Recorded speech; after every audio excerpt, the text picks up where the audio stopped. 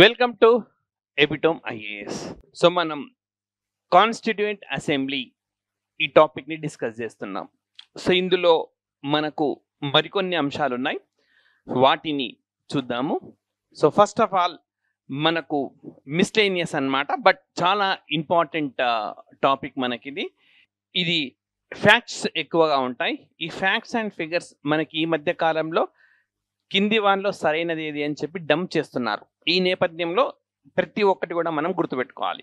So మనకు తెలంగాణలో 2 సార్లు గ్రూప్ 1 జరిగినప్పుడు 2 సందర్భాల్లో వచ్చిన బిట్స్కు సంబంధించిన మనకు కాన్స్టిట్యూయెంట్ అసెంబ్లీ రాజ్యాంగ పరిషత్ నుంచే వచ్చింది. సో అది కూడా డిస్కస్ చేస్తున్నాను ఇక్కడ. కాబట్టి చాలా ఇంపార్టెంట్ సెషన్గా దీన్ని మీరు భావించాలి. మనకు 1946లో కాన్స్టిట్యూయెంట్ అసెంబ్లీ అనేది ఏర్పాటైంది. ఇంకా ఖచ్చితంగా చెప్పాలంటే డేట్ వచ్చేసి December 9th. ఈ డేట్స్ కూడా నేను మీకు కొన్ని ఇంపార్టెంట్ డేట్స్ ఉన్నాయి, ఖచ్చితంగా మీరు గుర్తుంచుకోవాల్సినవి, అవి కూడా ప్రస్తావిస్తా. అండ్ సో ఇక్కడ చూడండి, 1946 అని అంటే అప్పటికింకా భారతదేశము విభజన జరగలేదు. విభజన అంటే మనకు ఇండియా పాకిస్తాన్గా విడిపోయింది కదా, మనకు స్వాతంత్రము భారతదేశం మొత్తానికి ఇచ్చిపోలేదు, బ్రిటిష్ వాడు విడదీశాడు. 1935 చట్టం ప్రకారం బర్మాను విడదీశాడు. ఆ తర్వాత భారత్ నుంచి Pakistan, so west Pakistan, east Pakistan విడదీశాడు. అవి రెండు కలిపి ఒక దేశం. So east Pakistan is nothing but Bangladesh. So తర్వాత 1971లో బంగ్లాదేశ్ కూడా విడిపోయింది అనమాట. ఎవరి నుంచి? పాకిస్తాన్ నుంచి విడిపోయింది.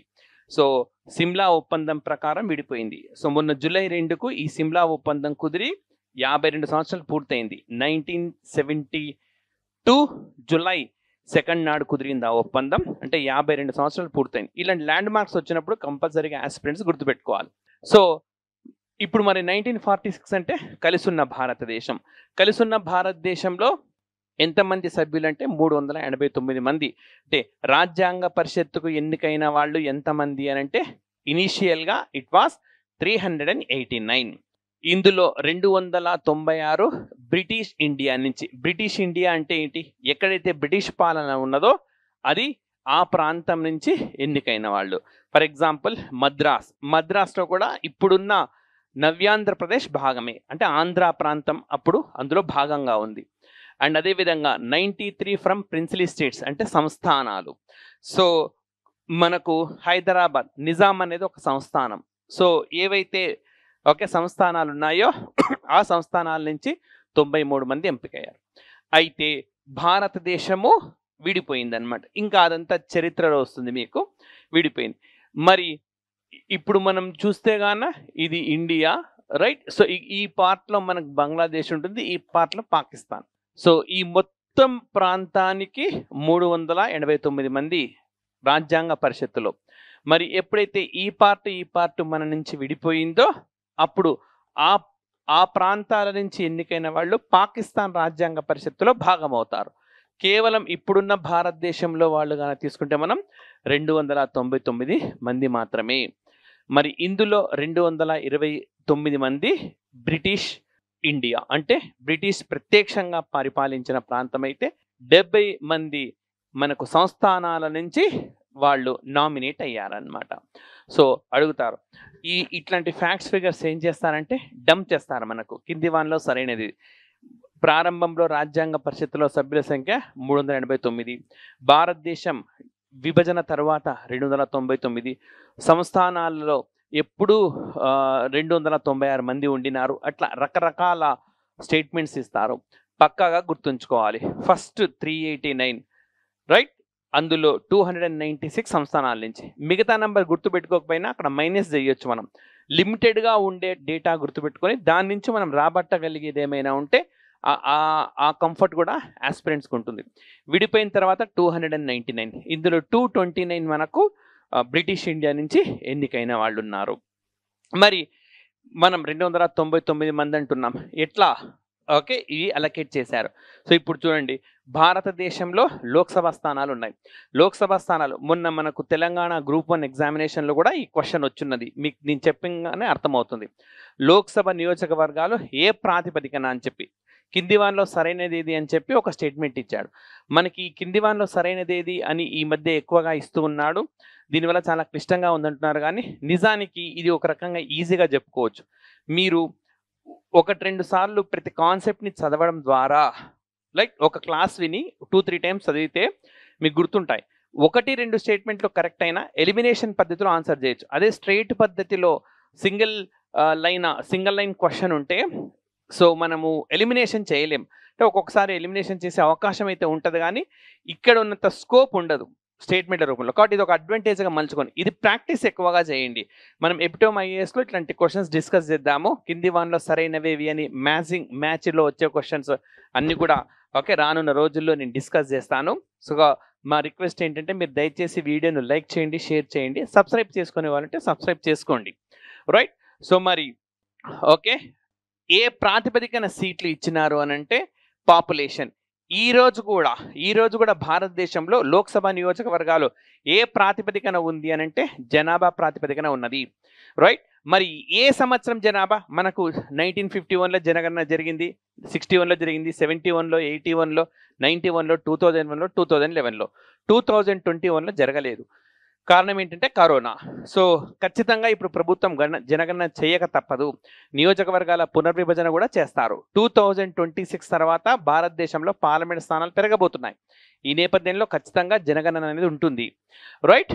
సో మరి భారతదేశంలో మనకు ఆర్టికల్ 82 భారత రాజ్యాంగంలో ఆర్టికల్ 82 ఏం చెప్తున్నదంటే ఇమ్మీడియట్గా జరిగిన సెన్సస్ తర్వాత మనం నియోజకవర్గాలను పునర్విభజించాలి అన్నారు. కానీ ప్రస్తుతం భారతదేశంలో 543 నియోజకవర్గాలు 1971 జనాభా ఆధారంగానే ఇప్పటికీ పరిగణిస్తున్నారు. 1971 సెన్సస్ ప్రకారమే ఉంది. ఆ తర్వాత 2026 వరకు ఇదే సెన్సస్ ఆధారంగా లోక్సభ స్థానాలు ఉండాలి అని చెప్పి మనకు 42వ రాజ్యాంగ సవరణ, 74వ రాజ్యాంగ సవరణలు చేశారు. సో ఇక్కడ మనకు చాలా కీలకమైంది ఏంటి అని అంటే ప్రపోర్షన్ ఫర్ ద రెస్పెక్టివ్ జనాభా ఆధారంగా. మొన్న గ్రూప్ 1లో కూడా 4 స్టేట్మెంట్లలో ఒకటి ఉన్నది, లోక్సభ స్థానాలు జనాభా ఆధారంగా. సో సంథింగ్ ఇచ్చారు అట్లా, అదొక్కటి ద్వారా మనం ఆన్సర్ రాబట్టవచ్చు. So representative of princely states were to be nominated by the head of these princely states. సంస్థానాలు ఓకే, సంస్థానాల్లో నుంచి మరి ఎట్లా వస్తారు, అక్కడ జనాభా ప్రాతిపదిక కాదు, అక్కడ సంస్థాన అధినేత ఏది చెప్తే అది. సంస్థానాలు అంటే రాజుల చేతిలో ఉంటాయి, రాజు ఏం చెప్తే అదే కదా మనకు అల్టిమేట్గా. సో ఆ విధంగా మనకు ఆ ఇష్యూ అనేది ఉన్నది. ఓకే. సో నెక్స్ట్ ఇంకా సెషన్కి వెళ్ళే ముందు Telangana state group 1 mains so మనకు అక్టోబర్లో జరగబోతున్నది. సో తెలంగాణలో మనకి ఇంకా వితిన్ డేస్లో రిజల్ట్స్ అనేవి రాబోతున్నాయి. మరి దీనికి సంబంధించి మాడ్యూల్స్ టెస్ట్ సిరీస్ని అందిస్తుంది మీకు epitome IAS. So Ramesh sir గారు ఎకానమీకి సంబంధించింది and data interpretation most important 100% score చేసుకునే ఏరియా. అదేవిధంగా ఇషాక్ సార్ ఉన్నారు, అదేవిధంగా శ్రీనివాసరావు సార్ ఇండియన్ హిస్టరీకి సంబంధించింది, and Srikanth sir S and geography, అదేవిధంగా Ganesh sir science and technology as well as society, KBR sir English, and Charan sir Telangana history, Suresh sir Telangana movement, and Mansoor sir ఎన్వైర్న్మెంట్కు సంబంధించింది. అదేవిధంగా పాలిటీ గవర్నెన్స్కు గౌతమ్ సార్. అండ్ మీకు ఎస్ఏ అండ్ అదేవిధంగా వివిధ మాడ్యూల్స్లో ఉండే లైక్ కరెంట్ ఇష్యూస్ని ఓకే నేను కూడా అందిస్తాను నేను మీకు. So most important. And okay మనం ఇంకా సబ్జెక్ట్లోకి వెళ్తే representative of each communities were to be elected by members of that community in the provincial legislative assembly. అంటే శాసనసభలు ఏవైతే ఉన్నాయో శాసనసభలకు సంబంధించి ప్రతి సామాజిక వర్గానికి స్థానాలను కేటాయించారు. వారు ఆ సామాజిక వర్గానికి చెందిన వారు వాళ్ళని ఎన్నుకుంటారనమాట. అండ్ ఓటింగ్ ఏంటి, proportional representation by means of single transferable vote. అంటే ప్రజలు ఓటు వేయడం లేదు, ఎవరు ఓటేస్తున్నారు, ఎమ్మెల్యేలు ఓటేస్తున్నారు. లైక్ ఇప్పుడు రాజ్యసభకి ఎవరు ఓటేస్తున్నారు, మనం ఓటు వేయలేదు, మనం లోక్సభ ఎంపీలను ఎన్నుకుంటున్నాం, ఎమ్మెల్యేలు ఎన్నుకుంటున్నాం. ఈ ఎమ్మెల్యేలు రాజ్యసభ సభ్యులను ఎన్నుకుంటున్నారు, సేమ్ అంతే. రైట్. ఇది చాలా ఇంపార్టెంట్ పాయింట్. గ్రూప్ 1 మెయిన్స్ రాసేవాళ్ళు ఈ సమాచారాన్ని ఏ విధంగా వినియోగించుకోవాలి అనేది కూడా నేను మీకు చెప్తాను. మనకు రాజ్యాంగ పరిషత్తు ఉన్నది కదా, కాన్స్టిట్యూట్ అసెంబ్లీ. ఈ సభ్యులు చెప్పుకున్నాం మనం, విభజనకు ముందు 389, విభజన తర్వాత 299.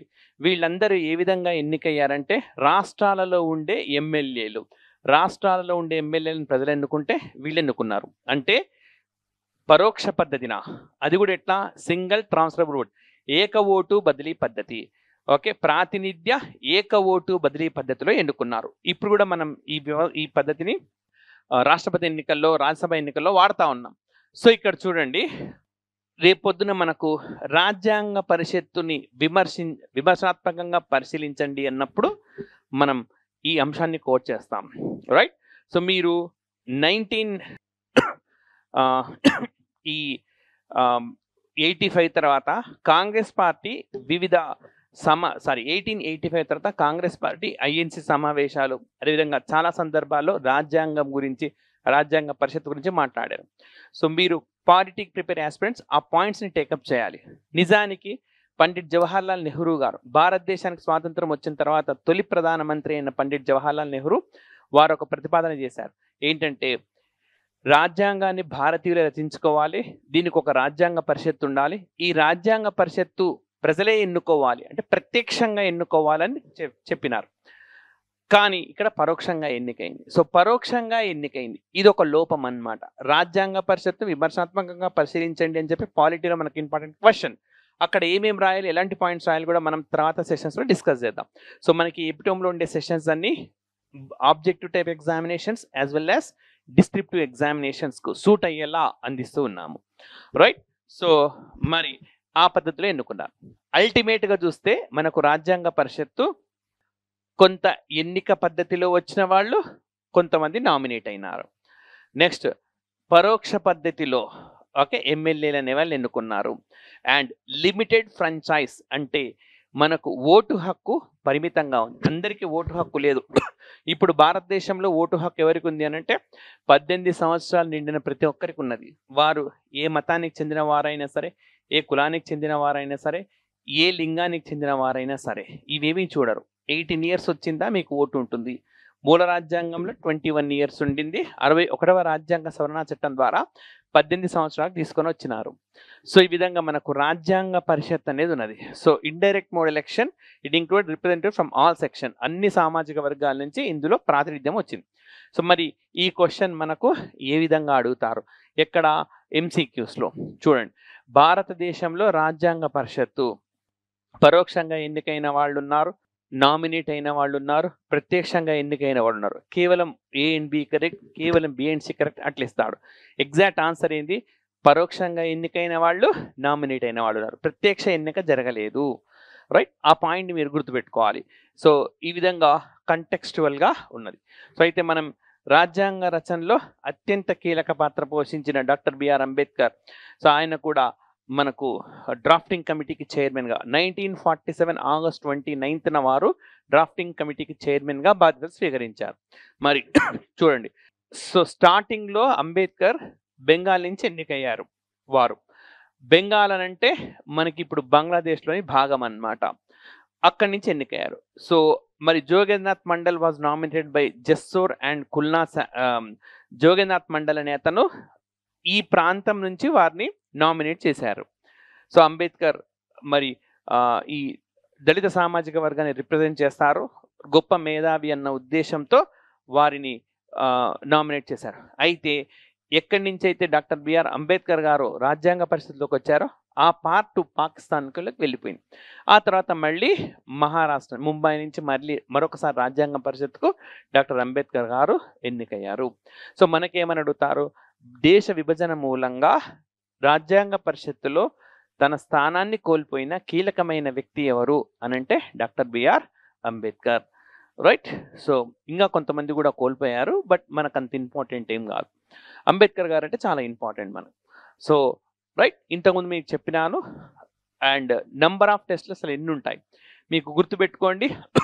ఇప్పుడు మెయిన్స్లో మనం కొత్తగా నేర్చుకోవాల్సింది రైటింగ్ ప్రాక్టీస్ చాలా ఉండాలి ఆస్పిరెంట్స్కి. ఈ నేపథ్యంలోనే 75 డైలీ టెస్ట్లు, అదేవిధంగా 15 సెక్షనల్ టెస్ట్లు అండ్ 6 రివిజన్ టెస్ట్లు అండ్ 7 ఫుల్ లెంగ్త్ టెస్ట్లు, 40 essays and 200 revision classes, 675 total questions and 12 comprehensive టెస్ట్లని మీకు అందిస్తూ ఉన్నది ఎపిటోమ్ ఐఏఎస్.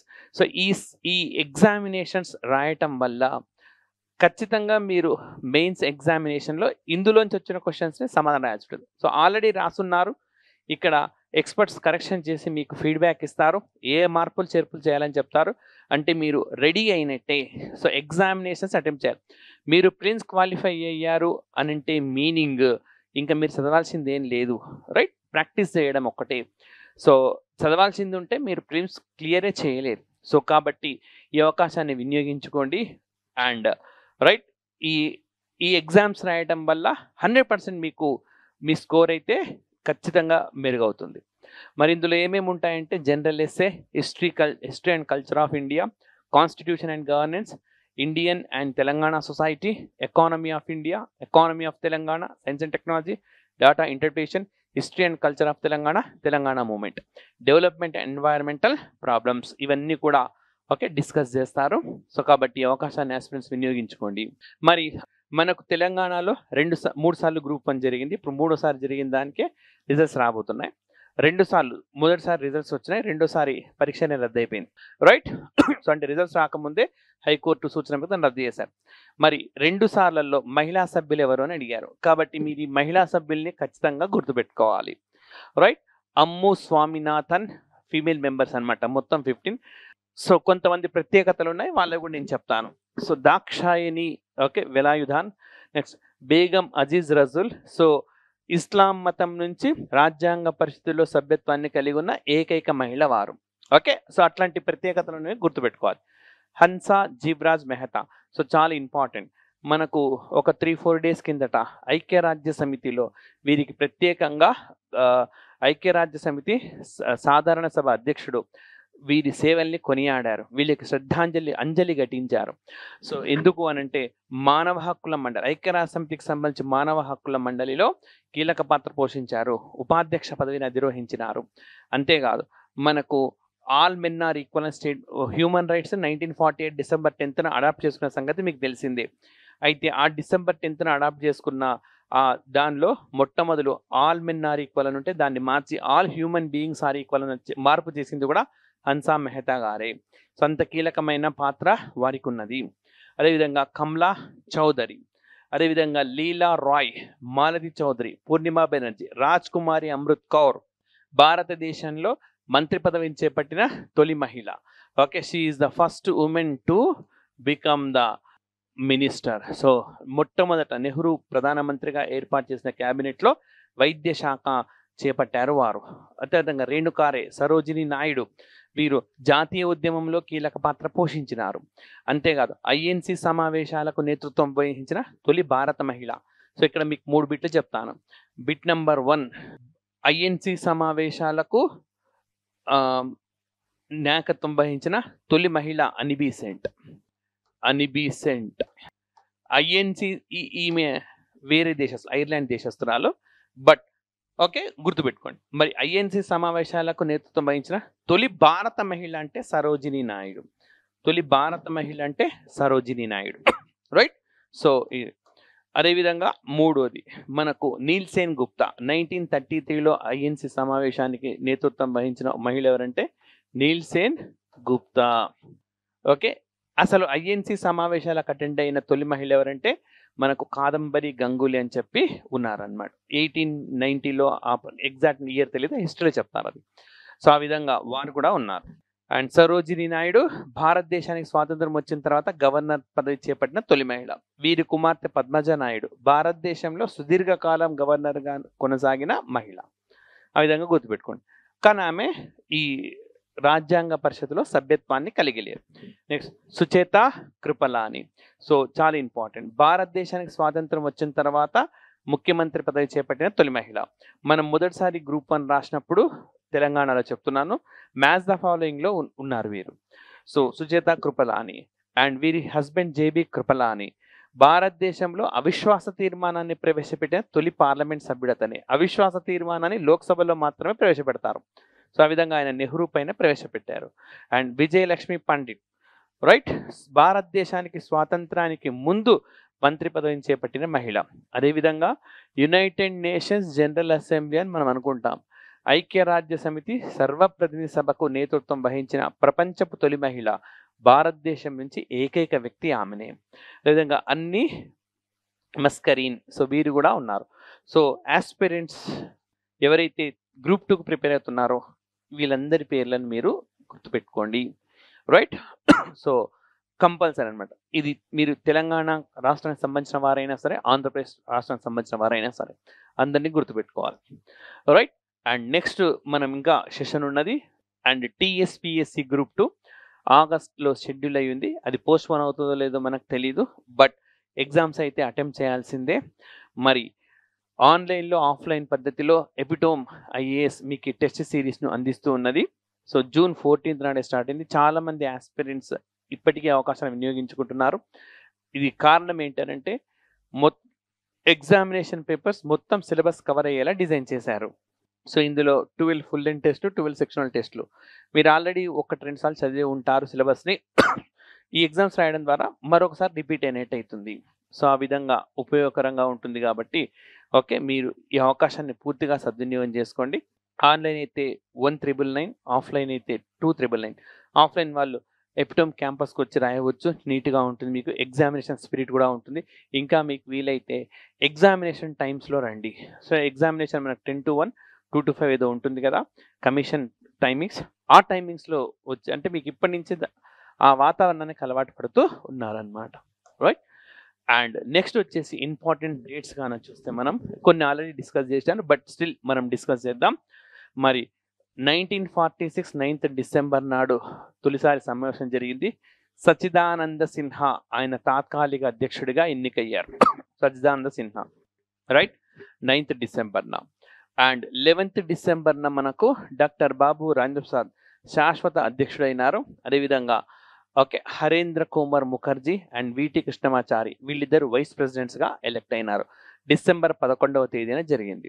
అండ్ అదేవిధంగా బెనగల్ నరసింగారావు ఈయన రాజ్యాంగ పరిషత్తుకు న్యాయ సలహాదారుగా అపాయింట్ అయ్యారు. వీరు చాలా కీలక పాత్ర పోషించారు, బెనగల్ నరసింగారావు.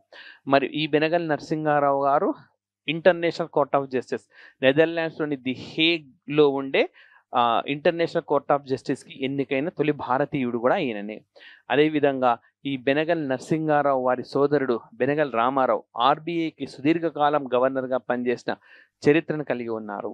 అండ్ ఈ బెనగల్ నరసింగారావు బర్మా రాజ్యాంగ రచనలో కూడా కీలక పాత్ర పోషించారు. ఆ బర్మా దేశాన్ని ఇప్పుడు మయన్మార్ అనే పేరుతో మనం పిలుస్తూ ఉన్నాము, రైట్. అండ్ 13th December ఈ రోజున పండిట్ జవహర్లాల్ నెహ్రూ ఆబ్జెక్టివ్స్ రెజల్యూషన్ ప్రవేశపెట్టారు, లక్ష్యాలు ఆశయాల తీర్మానం. మరి రాజ్యాంగ పరిషత్ ఎందుకు ఏర్పాటైంది? కొన్ని లక్ష్యాలు ఉన్నాయి, కొన్ని ఆశయాలు ఉన్నాయి. ఈ క్లాస్ చూస్తున్న ప్రతి ఒక్కరికి కూడా లక్ష్యాలు ఆశయాలు ఉన్నాయి. లక్ష్యాలు ఏంటి? సిలబస్ను పూర్తి చేయడం. ఆశయం ఏంటి? సిలబస్ను పూర్తి చేసింది కాబట్టి ఎక్కువ మార్కుల ద్వారా ఉద్యోగాన్ని సంపాదించడం. సేమ్ భారతదేశంలో పౌరులు ఎప్పుడు కూడా ప్రాథమిక హక్కులను కలిగి లేరు. భారతదేశంలో ఎప్పుడు కూడా ప్రజలు పాలకులను ప్రశ్నించే పరిస్థితులలో ఉండినారు కాదు. ధర్నా చేసే అవకాశం ఉండేది కాదు, సమ్మె చేసే అవకాశం, నిరాహార దీక్ష చేసే అవకాశము, రైట్. మనం ఏది మాట్లాడాలని కూడా స్వేచ్ఛగా మాట్లాడేది. మనకు ఇష్టమైన వృత్తిని చేపట్టుకునే అవకాశం కానీ, రైట్, ఏది తప్పు ఏది ఒప్పదని న్యాయస్థానాన్ని సంప్రదించే హక్కు కానీ, మనకిష్టమైన మతాన్ని ఆచరించే మన ఇష్టమైన ఆచారాన్ని పాటించే ఇది కానీ, ఇవేవి భారత పౌరులకు సంవత్సరాల తరబడి లేవు. ఎందుకంటే రాచరిక వ్యవస్థలో ఉన్నారు. ఆ వ్యవస్థ నుంచి మేము బయటికి తీసుకొస్తామని చెప్పి రాజ్యాంగ పరిషత్తు చెప్పింది స్పష్టంగా, రైట్. ఇప్పటి నుంచి మీకు అలా ఉండదు. మేము రాజ్యాంగాన్ని రచించబోతున్నాం. ఈ రాజ్యాంగంలో మీకు హక్కులు ఉంటాయి. స్వేచ్ఛగా మీరు మాట్లాడవచ్చు, మీ పాలకుడిని మీరు ప్రశ్నించవచ్చు, మీ పాలకుడిని మీరు విమర్శించవచ్చు. అట్ ద సేమ్ టైం మీరు ఎలాంటి వివక్షకు గురికారు. మీకు ప్రభుత్వ ఉద్యోగాల్లో సమాన అవకాశాలు ఉంటాయి. విద్యా వ్యవస్థలో అందరికీ చదువుకునే అవకాశం సమానంగా ఉంటుంది. ఏ ఒక్క సామాజిక వర్గానికో ఇది మేము గుత్తాధిపత్యం ఇయ్యం, అంటరానితనం లేకుండా చేస్తాం. మీకు రైట్ స్వేచ్ఛగా సంచరించే హక్కు ఉంటుంది, పత్రికా స్వేచ్ఛ ఉంటుంది. ఇలా ఎన్నెన్నో ప్రామిస్లు చేసినారనమాట 13th December నాడు. ఈ లక్ష్యాలు, ఈ ఆశయాలు ఉన్నాయి, మనం ఇవన్నీ ప్రజలకు ఇవ్వాలి అని చెప్పి ఆ అంశాన్ని కూడా చర్చించారు. రాజ్యాంగ పరిషత్తులో ఈ అంశాన్ని కూడా క్షుణ్ణంగా చర్చించి దీన్ని 22nd January 1947 నాడు అడాప్ట్ చేస్తున్నారు, ఏకగ్రీవంగా ఆమోదించారు. అవును, మనం ఇవన్నీ ఇవ్వాలి, ఈ వ్యవస్థలన్నీ వాళ్ళకి ఇవ్వాలి. కేవలం శాసన వ్యవస్థను, కార్యనిర్వాహక వ్యవస్థను, న్యాయ వ్యవస్థను ఏర్పాటు చేయడం కాదు, పౌరులకు ప్రాథమిక హక్కులు ఇవ్వాలి, పౌరులకు ప్రభుత్వానికి ఆదేశించాలి, ఆదేశ సూత్రాలు ఇవ్వాలి. కేంద్ర ప్రభుత్వ నిర్మాణం ఏంటి, రాష్ట్ర ప్రభుత్వ నిర్మాణం ఏంటి, ఏ విధంగా సమాఖ్య వ్యవస్థ నిర్మాణం ఉండాలి, ఇవన్నీ కూడా ఇస్తాము అని చెప్పి అడాప్ట్ చేసుకున్నారు. సో ఇది లక్ష్యాలు ఆశయాల తీర్మానం. అయితే ఈ లక్ష్యాలు ఆశయాల తీర్మానంలోని చాలా అంశాలను యాస్టిస్గా తీసుకున్నారు. కొన్ని లేనివి, లైక్ ఫర్ ఎగ్జాంపుల్ లక్ష్యాలు ఆశయాల తీర్మానంలో సౌభ్రాతృత్వం అన్న పదం, ఫ్రెటర్నిటీ అన్న పదం లేదు. బట్ ఈ పదాన్ని డాక్టర్ బిఆర్ అంబేద్కర్ గారి సూచన మేరకు చేర్చారు ఇక్కడ మనకు తర్వాత రాజ్యాంగంలో. అదేవిధంగా మనకు రైట్ ఇంటర్నేషనల్ పీస్ అనే ఒక పదం ఉంటుంది, అంతర్జాతీయ శాంతి, కానీ దాన్ని చేర్చలేదు, దాన్ని ప్రాథమిక విధిలో చేర్చారు. అట్లా రకరకాల మార్పు చేర్పులు అనేవి మనకు జరిగినాయి అన్నమాట. సో రైట్ ఈ విధంగా మనకు రాజ్యాంగ పరిషత్కు సంబంధించి evolution of the constitution and రాజ్యాంగ పరిషత్కు సంబంధించి చాలా అంశాలను డిస్కస్ చేసినాం. రానున్న సెషన్స్లో పాలిటిక్స్ సంబంధించిన అదర్ ఇష్యూస్ని కూడా మీకు ఎపిటోమ్ ఐఏఎస్ అందిస్తుంది. So thank you very much.